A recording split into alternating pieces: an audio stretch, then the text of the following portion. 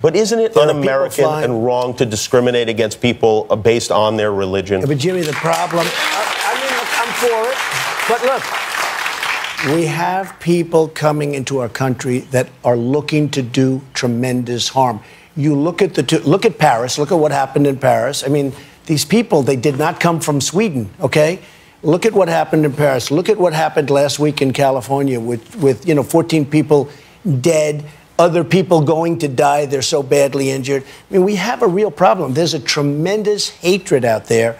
And what I want to do is find out you can't solve a problem until you find out what's the root cause. And I want to find out what is the problem, what's going on. And it's temporary. I've had so many people call me and say thank you. Now, if you remember, when I did that a week ago, it was like bedlam. All of a sudden, and you watch last night and you see people talking, they're saying, well, Trump has a point. We have to get down to the problem. The people that are friends of mine that called, they said, Donald, you've done us a tremendous service because we do have a problem and we have to find out. Those may have been crank calls. Those may have been crank calls. One of the things I find fascinating about Donald Trump is the way he uses language differently than other candidates for political office, especially President of the United States. Whereas his opponents and the political class in general seem hyper-aware that their words will be picked apart and used against them, Trump willfully disregards this fact. As a lifelong salesman, he has a huckster's knack for selling a feeling, even if the ideas and facts that underscore it are spurious, racist, or just plain incomprehensible.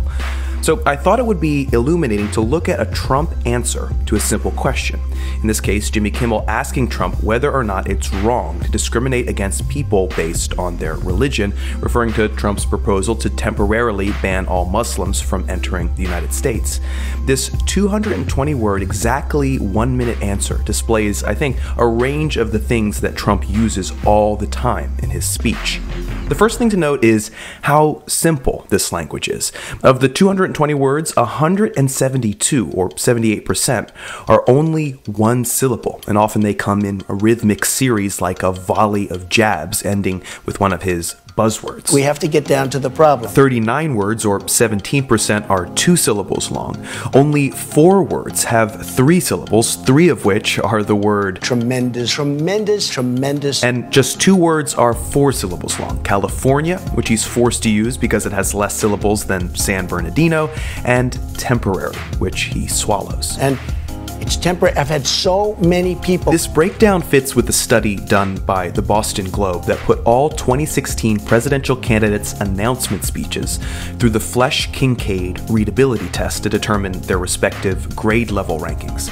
Donald Trump's speech came out at a 4th grade reading level. Now, for reference, Ben Carson came out at 6th grade. Hillary Clinton and Jeb Bush were speaking at an 8th grade reading level. And Bernie Sanders was way up in high school, a sophomore to be exact.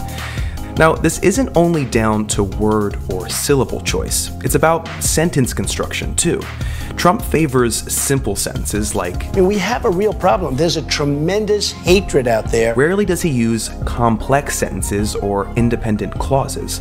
He also favors the second person a lot of the time, addressing listeners directly with commands. Look at Paris. Look at what happened in Paris. Look at what happened in Paris. Look at what happened last week in California. Or implicating us in what he's saying as if we've already agreed. And you watch last night and you see people talking. He's really good at this, at framing negative response as an overreaction that was subsequently realized as such. If you remember, when I did that a week ago, it was like bedlam.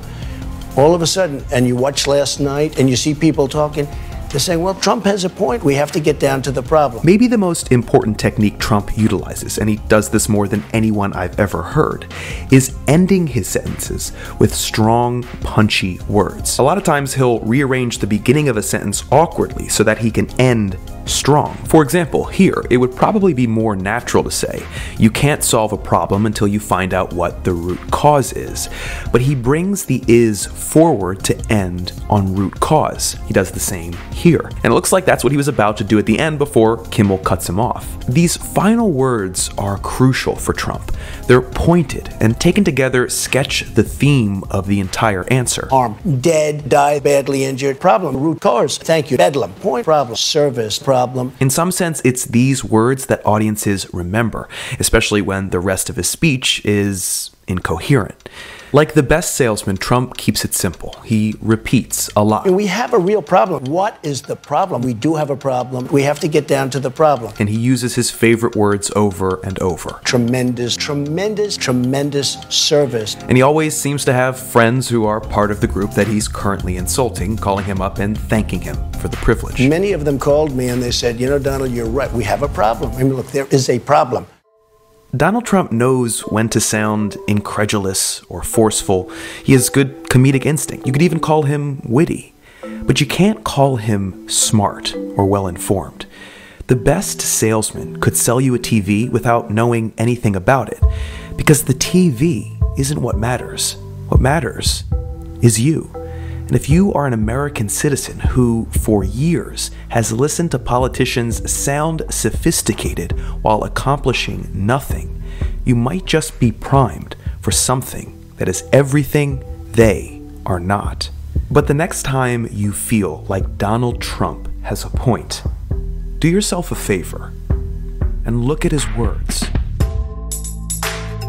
Hey everybody, thanks for watching. I want to point you in the direction of my friends over at Wisecrack, who do some awesome work, some awesome video essays. If you like my stuff, you're definitely gonna like what they do. They talk about books, movies, and my personal favorite is definitely 8-bit philosophy, which is like philosophy explained with Nintendo graphics. So well done. I wish I had thought of that. Anyway, go over there, click there, subscribe, watch a video. If you guys want to help me out, as always, you can click right here, pledge $1 or $3 or $5 to my channel. Help me start 2016 right. We're going to do some awesome stuff in the next year. I can't wait to see you guys next Wednesday for the next video, and I will see you, well, I just said I'm going to see you next Wednesday, so bye.